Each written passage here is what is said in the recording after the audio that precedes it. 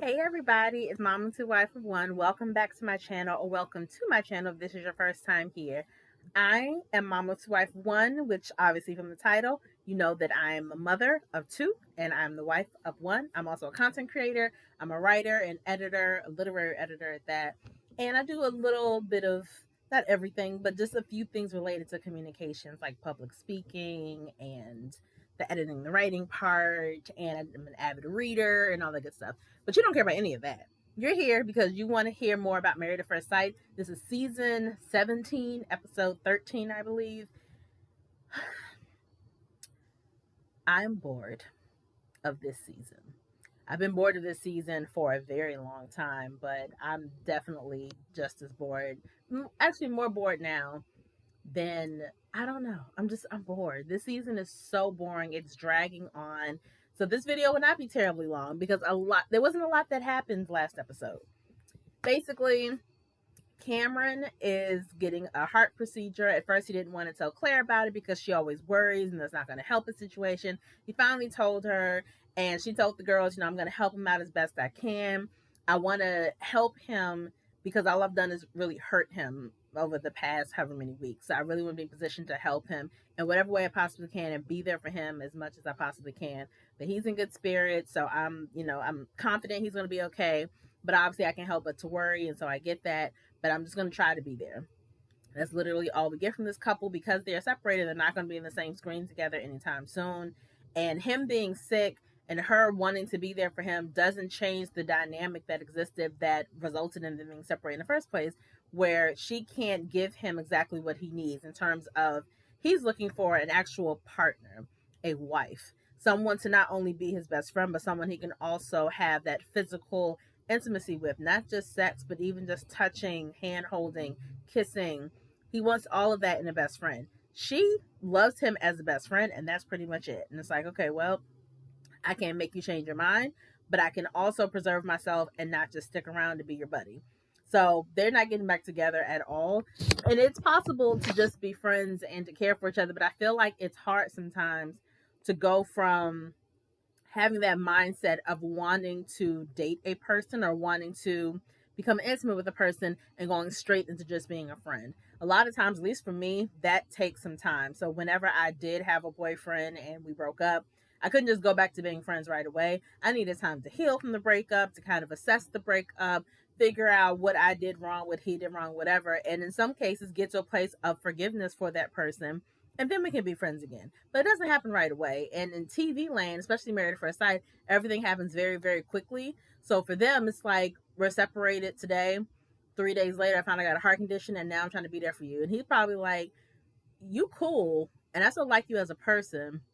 But you were not great as a wife." And maybe mentally, I need to come to grips with that. That man, I signed up for this thing thinking I was going to get married, and basically I'm on my way to get a divorce. Mentally, I have to get used to that idea. I have to become comfortable with that idea. And it doesn't help that you're right there trying to be there for me. It's just a weird dynamic. But regardless, that's pretty much all that happened with them. All of the couples, quote unquote, let's say all there are two, they met up with Claire and they met up at the pool, and the guys are grilling and having a conversation while the women are catching up and stuff, and then they go play pool inside, and who comes in but Michael. And Michael's basically telling them, I got a second chance, I'm getting married on Saturday, and I would love for you guys to be there to support me. They're like, of course we're going to be there, you did nothing wrong, so don't feel ashamed that it didn't work the first time. Again, blah blah blah blah blah, because we still don't have their wedding. I don't know why they're dragging this on when they could easily make an entire episode of just Michael and Chloe. Like, that would make me so happy. Like, okay, cool. This is something fresh to look at, something that's not predictable, like the demise of the rest of these couples. It'd be nice to see something fresh where it's like, okay, let's get back to that excitement of Married at First Sight. But it looks like we'll get their wedding next week, so I guess that's something to look forward to. Okay, Austin and Becca. They start off with having a date where he takes her to, he's like, Becca is very sex driven and she's very sex positive. So I thought, since we're not having sex yet, let's go to a sexy gardening class. I don't understand that. I don't get that connection at all.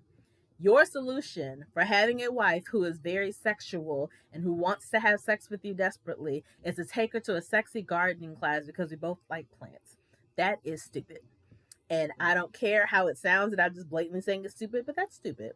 They seem to have fun, but it's like, I'd be like, so does this mean you think that me taking the sexy gardening class means I'm not going to be horny for you anymore? Like, is that the hope? Because I don't get that connection.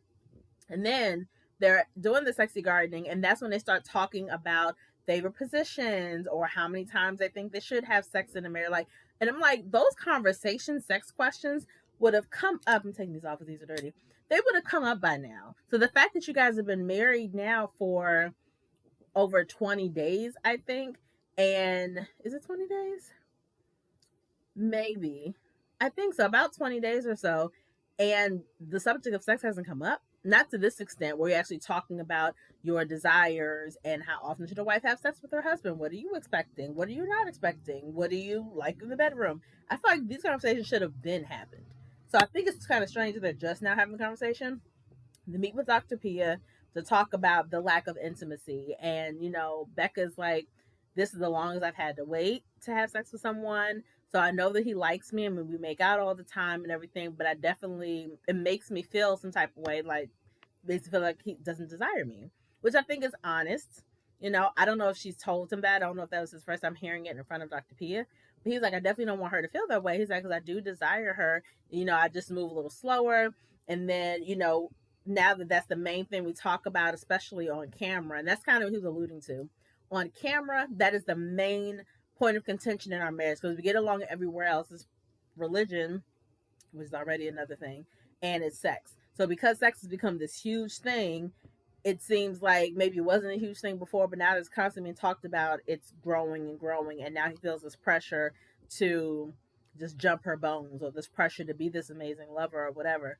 So they have that conversation, and Dr. Pia basically tells him you need to focus on foreplay. She's like, foreplay does not always mean physical, it can mean other stuff, but you need to get comfortable with the idea of doing sex things with your wife and just kind of leading up to the actual sex. So he's like, well, I don't know I don't understand what foreplay is. It's not, physical, like, because he acts like he's a 12-year-old. He doesn't know these things. So he arranges this thing where he has these flower petals, rose petals, all over the bedroom, has candles lit, and I don't remember if he had a game or it was something he had set up, and she was really appreciative of it. And so they're just talking about sexy things. And she was like, just to let you know, like, I consider this foreplay, like, just us being silly and laughing, like, this is definitely foreplay to me because this is like a romantic environment. And he's like, okay. He's like, so if this is foreplay, do you want to do the play thing now? And again, what person talks like that? He's basically saying you trying to have sex then, since foreplay is working and this is the before the play, do you want to do the play? And she's like do the play? He's like, yeah. It's like, okay, yeah, let's do the play. That is a weird conversation. That's a weird way to talk about sex. That is so strange, and it seems such a juvenile way to broach that conversation. I was like, what? Because at first I was lost, and I was like, this Bama really just said, let's do the play? Like, I was confused. So they're kissing, they're laying down and kissing. You see him like rubbing her butt, and it's like, oh, okay, it's gonna lead to sex, I guess. But it seems so, I don't want to say I don't want to say it wasn't genuine, but it just felt forced. It felt forced. It didn't feel romantic. It didn't feel like, oh, finally, I'm so happy for them. It felt like it was something that, at least from the viewer standpoint, it felt like this is something he's checking off his list. Like, oh, okay, phew, we finally had sex, guys. Yes, we did it. It just didn't seem to flow very well for me, and I was just so confused. And I'm like, this should not be the way this happens. Like, it just seems kind of weird to me. And I don't know how Becca felt about it. Becca seems very emotionally intelligent. So even if physically she was excited, like, oh my gosh, she's finally gonna have sex, I'm sure emotionally she felt some type of way, like, I don't know if it should have been like this. If it should have been this hard to get to this point, pun intended. So that I thought that was kind of strange and weird. And again, they closed the door, so we assume that they actually had sex. But who knows? He could have chickened out when the door was closed. We won't really know until the next episode. I don't know. Last but always least, Emily and Brennan. They suck. They are terrible. I don't say terrible people. Brennan is a terrible husband. And I was happy that he did call on his best friend or one of his friends, and his friend set him straight. His friend let it be known, like, look, it sounds like you're doing the bare minimum of what's expected of you. How do you expect to really save your marriage if you're not willing to go above and beyond what's being asked of you? I was like, okay. I'm glad, and I'm glad that Brennan was smart enough to call that friend that he knew would keep him on his toes. Because too often, I don't want to say men, but just too often, period, when people know they're in the wrong or have an inkling they're in the wrong, they're going to call that friend that is not going to call them out. That friend that is either going to agree with them wholeheartedly or kind of be like, well, it's up to you. You have to decide for yourself if this is right. That friend, as opposed to the friend that's going to be like, look, I love you, but you're wrong. I love you, but I also know that when it comes to relationships, you throw in the towel too early. You don't like to put in any work. You don't like to admit that you're wrong. And you can't do that in a marriage. That's just not going to work. So I was just so happy that he was at least, I don't say man enough, that he was at least smart enough to call that friend that he knew would tell him the truth. So I was very happy for that. And they went and played soccer, which is something that Emily did a lot growing up. She talks a lot about how her father really put pressure on her to be perfect and put pressure on her when it came to sports. And she talks about kind of loving the sport, but kind of hating how heavy handed her dad was when it came to her playing the sport. And she's very vulnerable and open and honest about that. And before, when she's kind of opened up about soccer and just about her relationship with her dad, Brennan would listen, but then he just wouldn't ask any questions. So this was the first time that I can remember in 13 episodes. So we're talking 13 weeks of watching this show and 13 weeks of watching these people, that when she opened up and started talking about her dad and talking about her childhood and talking about soccer and what it taught her, this was my first time seeing him actually ask follow-up questions, like genuine follow-up questions, like he actually cared about the answer, like actually cared about her origin story. I was like, okay. Now, granted, this doesn't mean he's not still a terrible person in a lot of ways, but it was my first time seeing him be human and really see him be concerned and caring as a husband. I was like, okay, I can appreciate this. So he definitely has the capacity to do more than he was. He just wasn't doing it because he didn't feel like it. So the capacity is definitely there. And they met with Dr. Pia, and it seemed like he thought things were going well. Now, granted, that was based off of this one day of doing soccer that things have turned around. She, on the other hand, wasn't as excited. She's basically telling Dr. P like he needs to step it up because he wanted to kind of take a step back and he wanted to reset. That was all his decision. I didn't necessarily want to do that. And I understood from his perspective. He was very taken aback, and they both were on the defensive, and it was not getting ugly, but it was very uncomfortable. So, but I understood from his perspective because he was basically like, she caught me off guard. Like, I just need her to be honest. If she says that if something I say or something I suggest doesn't work for her, she needs to tell me, as opposed to waiting until now to blow up about it. Then we can have a conversation about it and see if something else is a better solution. But she didn't say anything. She just kind of whatever. And also, he feels like she doesn't give him credit when he does try. So I will say this. Mind you, it took 13 weeks for me to actually see him put forth the effort. But him asking those questions, they were very genuine, heartwarming questions and comments, and just a nice conversation about her childhood and about all that stuff. This is what she's been asking for a long time, for him to just try harder. And granted, this is one time. So, obviously you need to keep it up. You need to be consistent and all that, which I get. But at least for that one time in that scenario, we did not see her acknowledge his effort. And I think that's what he's getting at, that I am putting forth an effort. It may not be consistent. And that's what she said. She's like, I need consistency, which is fair. But the time that he did try, and again, from me, especially me being a former reporter, I was like, he's asking really good questions here. And he's asking like he genuinely cares. She could have said something in her personal, like one-on-one, or even to him, like, I appreciate you asking those questions. Like, this is definitely what I talked about when I wanted you to try harder. Like, I really feel like you're trying, and I really appreciate that. It makes me feel very special that you care enough to ask those questions. It's a simple thing. Now, granted, everybody's not able to articulate themselves in that way. And who knows, maybe for her, it was like, I've been waiting for him. He's finally doing it. Whew, finally, you do what I asked you to do. And it's like, but when it comes to relationships in general, that level of acknowledgement is just as important as the level of you needing more. So if that person is finally giving you what you've asked for, then you need to acknowledge that. Because as soon as you don't acknowledge it, they're gonna be like, well, what the heck am I doing this for if they don't even appreciate what I'm doing? So I understood both sides when they were talking to Dr. P and being kind of pissy with each other. I definitely understood why they're both feeling the way they feel. I'm still more on Emily's side than I am on Brennan's side, but I got to see a different side of him, and I was appreciative of that other side, and I just need Emily to show more appreciation as well.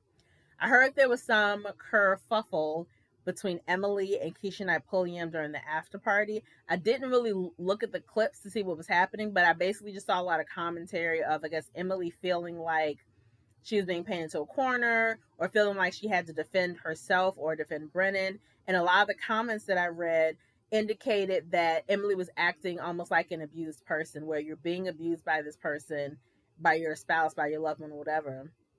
And instead of getting away from that person, you come to their rescue because you are afraid of the repercussions later.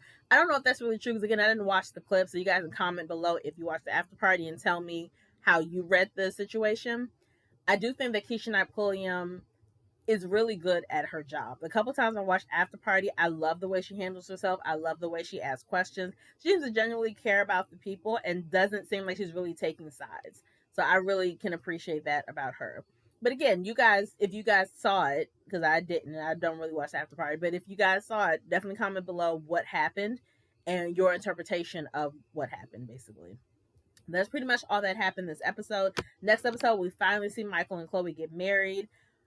I don't know. Oh, another thing that happened this episode is they had Emily and Brennan write letters to their younger selves. Now, I do always like this part of the show where at some point towards the middle, they have the couples write letters to their younger selves, and they also take their spouse to where they grew up or to something symbolizing something from their childhood. So I thought that's what they're doing this episode when Emily took Brennan to the soccer field to talk about her life as an athlete when she was younger and how that impacted her. And then they wrote the letters to each other. So I was like, oh, this is going to be that episode.